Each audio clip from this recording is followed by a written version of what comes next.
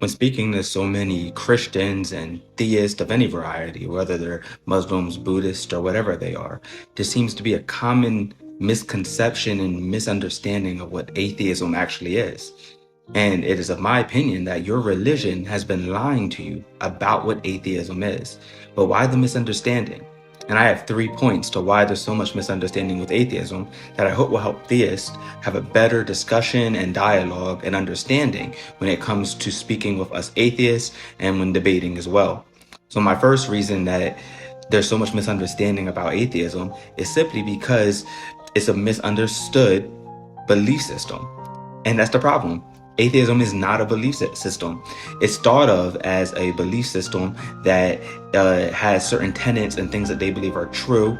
They think that atheists all believe in the Big Bang. We believe in science. We believe in evolution. And I do, but not all atheists do. Atheism, all atheism is not being convinced that a God exists. That's it. It's the opposite of theism, which is being convinced a God does exist. So you can believe in ghosts and ghouls and monsters and goblins and still be an atheist if you don't believe in a God. You can believe in spirituality and not be a theist. And that can define many atheists. So all atheism is I do not believe in gods.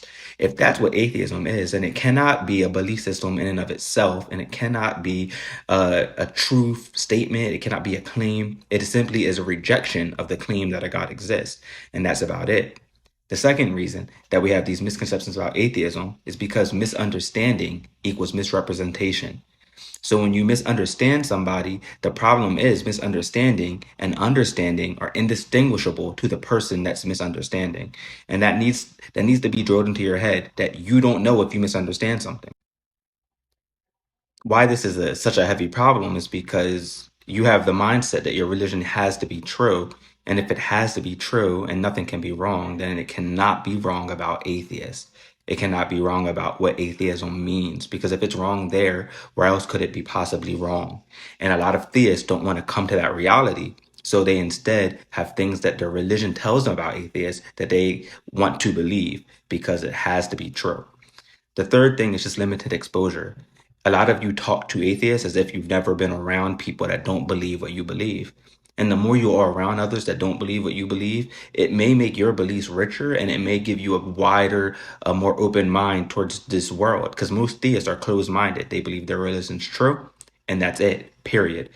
But when they come in contact with somebody that doesn't believe that, they typically have a visceral effect on them. They can't understand it. So just expose yourself to more atheists. I surely do understand that the problem is simply because atheism by itself threatens the very foundation of theistic religion. Because if their God isn't real, there's a possibility that it's not true. Everything else goes away as well. And so when you talk to atheists, you have to kind of swallow and be okay with that threatening position the atheist has, that we don't believe. And if you cannot convince us, what you should do is question, why do you believe yourself and what convinces you?